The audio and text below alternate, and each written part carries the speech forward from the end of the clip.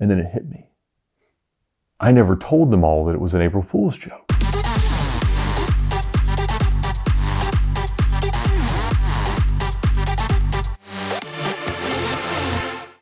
Back in the time that I was in high school, from 2000 to 2004, certain cars that are really cool now honestly weren't that cool. And one of them is an E30 BMW M3. And they were not that much different than regular 3 Series. And again, there were subsequent M3s that were quite cool, like the new E46, which was really world-beating from a performance perspective, particularly for a car that was 40 to 55 grand brand new. And so the older M3s certainly hadn't gained the popularity or notoriety that they now enjoy. And in fact, at the time, they had so little value that a friend of mine that would later become my college roommate bought one as his first car for $3,500. And in fact, it wasn't really that rough of a car. It had some cosmetic issues, but it was exceptionally well maintained.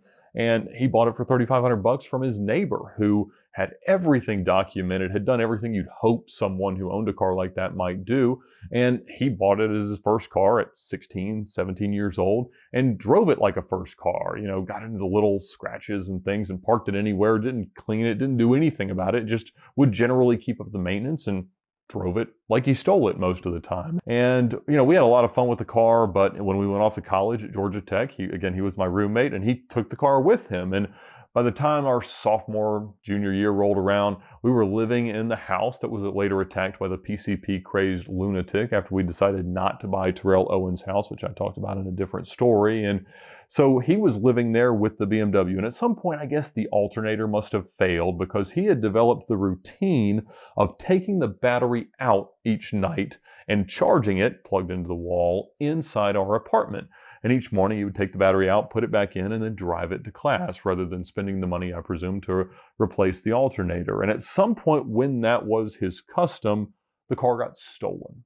We started looking around for it that afternoon, and we ended up finding it probably 200, 250 yards from where it would have been stolen, kind of parked on the street near our apartment. And what seemed to have happened is obviously they'd learned that they couldn't hotwire the car or move it under its own authority, even with, you know, any other means of propulsion. So they had, it looked like, picked it up or put it on a dolly and then just towed it there with the rear bumper dragging the ground, because the whole kind of, I guess, leading edge of the rear bumper was all scraped off and you know, disgusting. But regardless, the M3 was found, it was home. He avoided an insurance claim, which with some of the tickets and things that had happened, it was a good thing to have avoided. And so he continued to drive the M3 for a good little while, but unfortunately, the M3 met its demise a couple of years later on a rainy day when he was out driving it, as people do in rear-wheel drive BMWs, and spun it around and impacted not a telephone pole, but the metal wire that is used to support a telephone pole. And it had very nearly cut the car in half. Fortunately, no one was injured. It was just him, and everything was really okay, other than the fact that the car was honestly totaled. It would have been quite the race car project or whatever anybody might have done with an E30 at that point. And fortunately, he did have comprehensive insurance on the car, and so he was paid out a little more than he paid, but not nearly what they're worth today, which is probably a $30,000, $40,000 car. He got, I don't know, $8,000, $9,000, and that was right at the time when we were graduating from college. And in 2008, when you graduated from college, you generally became unemployed. Unemployment rates amongst well-educated people were insanely high. I think 55, 60% at the time. So he ended up doing some odd jobs and substitute teaching at our high school. And, you know, he decided that in that context, the best car for him to own was a conversion van. It was something he could take on trips and sort of live out of. It had a bench sofa thing in the back that became a bed. It could store all of his personal belongings. It had kind of a roof rack, and it was an utterly disgusting automobile. Not just when he bought it, but, you know, in everything that he did living out of it. But it was every possible shade of brown. I feel like the interior was maybe red velour. You know, it had one of those boomerang antennas, all the weird pinstriping, and it was truly awful, but also perfect in that context. And so after we moved out of, you know, housing near Georgia Tech, he decided to find the next best cheap place in northern metro Atlanta to live. And he moved off of Jimmy Carter Boulevard to literally the cheapest apartments that one could possibly find. And it took all of maybe a week for the van to be stolen. And unfortunately, he had not put comprehensive insurance on the van, and so it was not going to be paid out by his insurance. He didn't have to surrender the title or anything because he didn't really have anything to show for it. And I guess he looked around the neighborhood, but obviously it was long gone. And so the van was never recovered. But about a year after that, this would have been probably early in 2010, he sent me an email. And we stayed generally in touch, but at the time, he had gone off and actually decided to try to enlist in the Marines. He wanted to be a fighter pilot. And so he had gone through basic training and OCS and all the things that one does. He sent me this email and he said, Ed, I know you're kind of in the car scene and with the dealership. I was working at Motor Cars of Georgia at the time. He said, can you kind of dig into your resources and see if you can find out anything about the van? Maybe it's turned up somewhere or whatever. And so I said, send him a quick response. Sure, let me see what I can dig up. And it was within my faculties at the time to check a Carfax or auto check and see if anybody had happened to get the oil changed on their stolen van or had the emissions checked or something that absolutely wouldn't have happened. And obviously there was nothing to show. But when I looked at the email, he had sent me the email on April 1st, which, given the nature of our relationship, literally going back to middle school, only meant one thing, that the proper response was not just a truthful response, but was in fact an April Fool's joke. And I said, you know what? I need to build the tale of this van. And so I started a response and I said, you know what? I couldn't find anything on Carfax or AutoCheck or on Google or anything else with the VIN, but I was able to contact a friend of ours from the dealership that happens to be the chief of police of a local county. And the reason I had a contact with him and I knew he might be useful in this is that not long ago, we had a Mercedes-Benz G-Wagon stolen. We had a car for sale and consignment, and there had been this kind of scam that had become commonplace where people would get a key to a car that all the keys look alike, like a Mercedes, and they would bring in this wrong key and hand it to the salesperson after they had completed a test drive. And the salesperson would take in the wrong key thinking they'd lock the car and just put it back in the key box or whatever. And a few minutes later, the thief would come back with the correct key and steal the car. So about 5 minutes after the test drive was over, the G-Wagon rolled right out of the lot. And somehow we had recovered that car. I don't recall how, but regardless, I had used that as the basis for what the rest of the story would become. Because I'd also heard that that part of northern metro Atlanta was where most of the human trafficking was happening in Atlanta. And I also heard that Atlanta was somehow like one of the top cities or places in the world where human trafficking was a problem.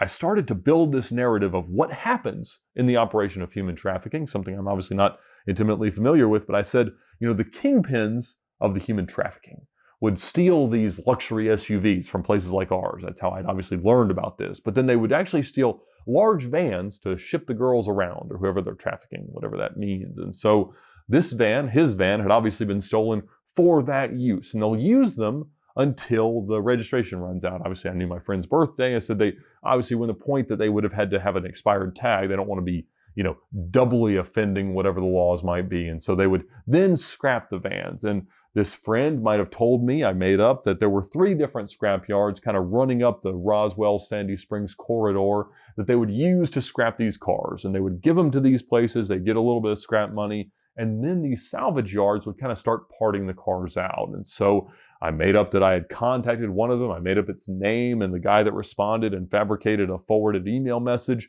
And in that I said, well, yes, we did have one. And the way that they documented the cars that they were kind of parting out is that they would build this manifest of the parts. And they would use the last 6 of the VIN and then add on some kind of like a suffix of itemizing or serializing the parts. And so I made up parts that I knew were on there. I mentioned there was a lot of sporting goods or equipment in there, and like the roof rack and the spare wheel and a fender, I don't know what else, maybe the seats. And so I put that all in, but then I said that, their policy was that after like 120 days, that they would then essentially sell the car as scrap themselves and just sell it for the weight of it. I documented the weight of the car and everything else and the date that it was disposed of. And so I kind of wrapped it all up, said, hey man, sorry. I don't know exactly where the van is now. Obviously it's of no value to you, but at least now we know.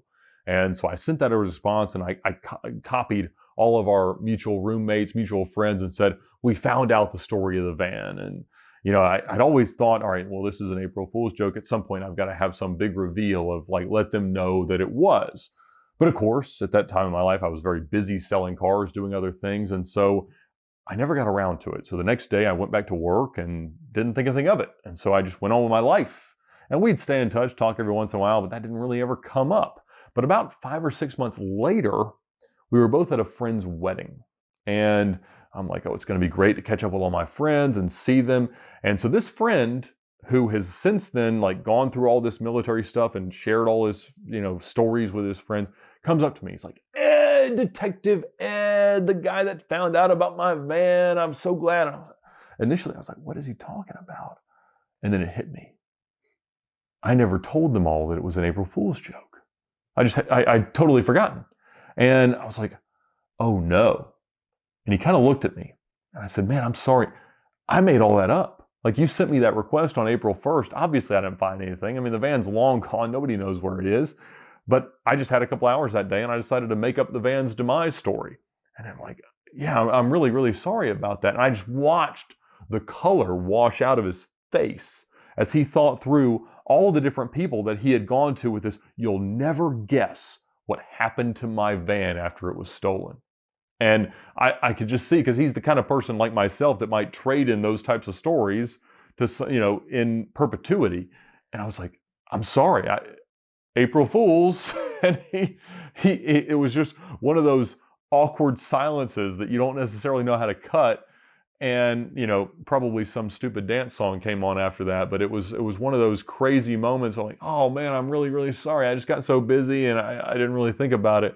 But I could tell that he was just gutted that this fantastic reality of the demise of his van that had been stolen was such a thing. And so I was apologetic, and I guess he's gotten over it at this point, but he managed to buy other cars and drive them around, nothing terribly interesting. But that was the interesting April Fool's car story that I could think of today.